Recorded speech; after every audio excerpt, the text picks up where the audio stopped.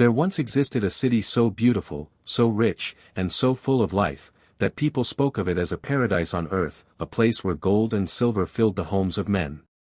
This was Sodom and Gomorrah, two shining jewels in the valley of the Jordan. They stood proud, full of promise and prosperity. Travelers from faraway lands would look upon them and marvel. But as their beauty grew, so did their arrogance. They had everything, wealth, power, comfort, and in their abundance, they forgot the one who had given it all. Their hearts turned dark. They began to live as if right and wrong no longer mattered. Pride became their crown, greed their comfort, and pleasure their god. They laughed at righteousness and mocked the innocent. The cries of the poor and the oppressed rose up from the streets, cries that reached all the way to heaven. And heaven heard. God, who is slow to anger and rich in mercy, decided to see for himself what had become of these cities. Would he find even a handful of people who still sought what was good and pure? Would there still be hearts untouched by corruption? Far away, beneath the shade of ancient oaks in Mamre, sat a man who walked closely with God. His name was Abraham. It was a quiet afternoon. The desert wind whispered softly, and the air shimmered with heat.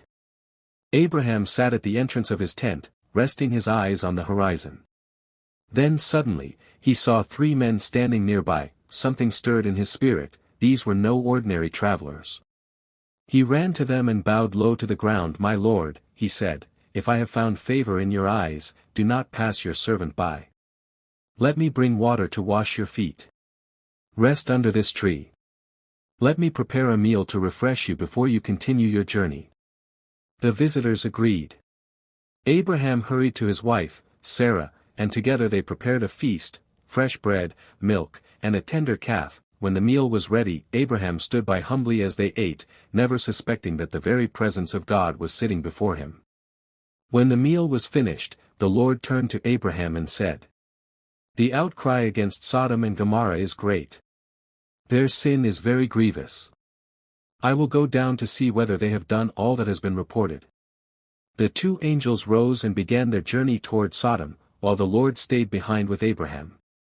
And there, beneath the trees, something remarkable happened. Abraham stepped forward and spoke, boldly, yet humbly. "Will you destroy the righteous along with the wicked?" he asked. "Suppose there are 50 righteous people within the city, will you still destroy it?" His voice trembled, but his heart was full of compassion.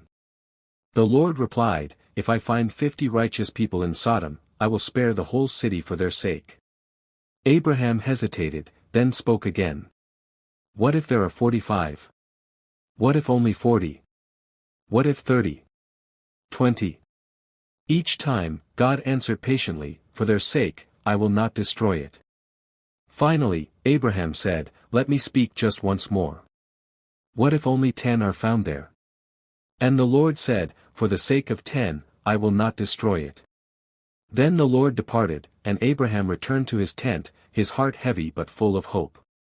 Surely, he thought, there must be at least 10 righteous people in Sodom.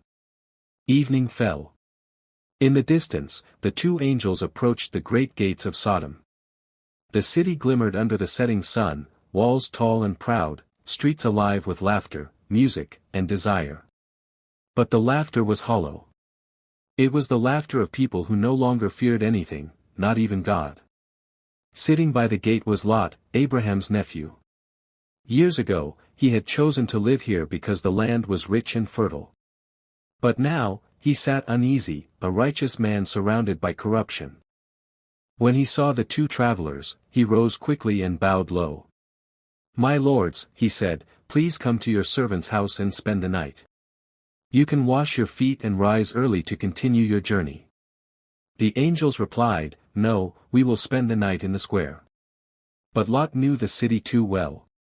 He knew what happened in the square when the sun went down. He urged them strongly until they agreed, and he brought them into his home. He prepared a meal, and for a brief moment, peace settled inside the house. But outside, darkness gathered. As the city slept in wickedness, a mob formed in the streets, men of all ages, filled with rage and lust. They surrounded Lot's home and began to pound on the door. "Where are the men who came to you tonight?" they shouted. "Bring them out so we may know them." Lot stepped outside, closing the door behind him. He pleaded, "Please, my brothers, do not do this evil thing." But the crowd only grew louder, their voices a storm of wicked desire. In desperation, Lot made a shocking offer. "I have 2 daughters who have not known a man. Let me bring them out to you. Do as you please with them, but do nothing to these men, for they are under my protection." The mob roared with fury. "This man came here as a foreigner, and now he dares to judge us," they shouted. They lunged toward Lot to break down the door. Then, in a flash of light, the 2 angels pulled Lot inside and shut the door. They reached out their hands and struck the men outside with blindness. Sudden confusion filled the street, shouting turned to panic, and the crowd stumbled in the dark, unable to find their way. Lot stood trembling. These were no ordinary guests. The angels turned to him and said, "Do you have anyone else here, sons-in-law, sons, daughters, or anyone in this city who belongs to you? Get them out. For we are going to destroy this place. The outcry to the Lord is great, and he has sent us to destroy it." Lot hurried out to find his sons-in-law, the men pledged to marry his daughters.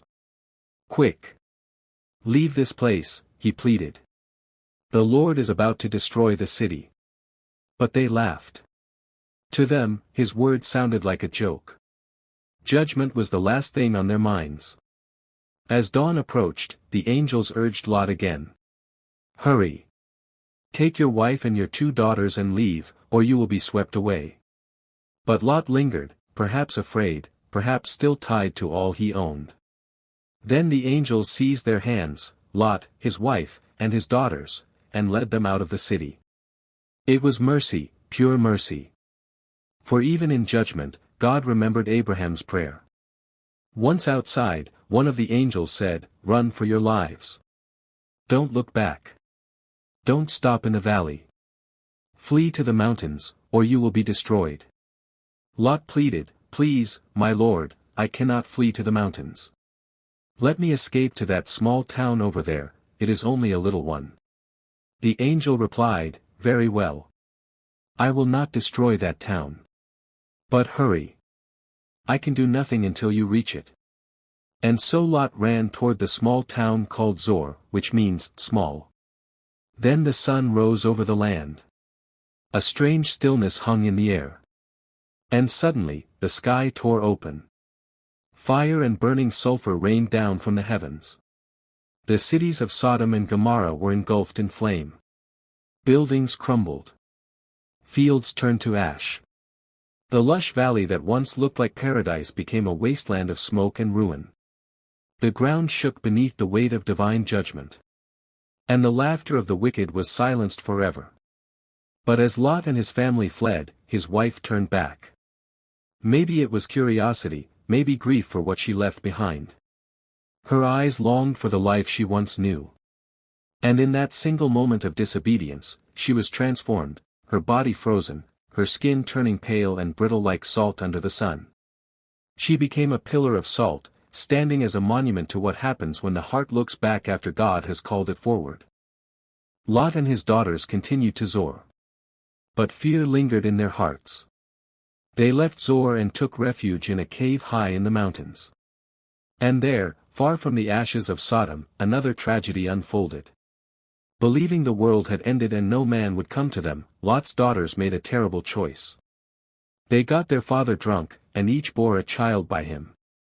The sons born of them became the ancestors of 2 nations, the Moabites and the Ammonites, nations that would later stand against Israel. Thus the story of Sodom did not end with fire, but with sorrow, a reminder of how deeply sin can shape generations. Centuries passed, but the story of Sodom and Gomorrah never faded. The prophets spoke of it. Even Jesus mentioned it as a warning for those who hear but refuse to turn from sin. What was the sin of Sodom? It wasn't just immorality. The prophet Ezekiel said, "This was the sin of your sister Sodom, she and her daughters were arrogant, overfed, and unconcerned. They did not help the poor and needy. They were proud and did detestable things before me. Therefore I did away with them. Their greatest downfall was pride, a pride that blinded them to their need for God. They used their freedom to corrupt themselves and called it progress. They celebrated sin as enlightenment, mocked righteousness as foolishness, and turned mercy into weakness. Sound familiar? In many ways, our modern world mirrors theirs. We live in cities overflowing with comfort, luxury, and freedom. But too often, wealth comes without compassion. Power without humility. Pleasure without boundaries. Truth is redefined, and sin is renamed as choice. We see nations that once built on faith now calling evil good and good evil. Arrogance is celebrated. Greed is applauded. Purity is mocked. And those who stand for truth are silenced. Yet even now, God is patient. He still listens for the voice of the righteous. He still waits for hearts willing to turn. Before judgment falls, mercy always speaks first. Sodom's story is not just about fire, it's about the heart of a God who gives chance after chance before he acts. It's about his justice that defends the oppressed, and his grace that remembers even one prayer of intercession. Abraham stood in the gap for Sodom, and God listened. And today, that same mercy remains for any heart willing to turn back. The story of Sodom and Gomorrah reminds us of this truth: God's patience is great, but his holiness is real. His mercy runs deep, but it does not cancel his justice. He delays judgment not because he is weak, but because he loves.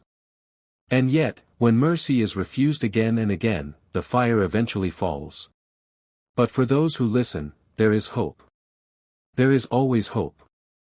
If you look around and see a world spinning away from God, don't lose faith. Be the one who prays like Abraham. Be the one who stands in the gap.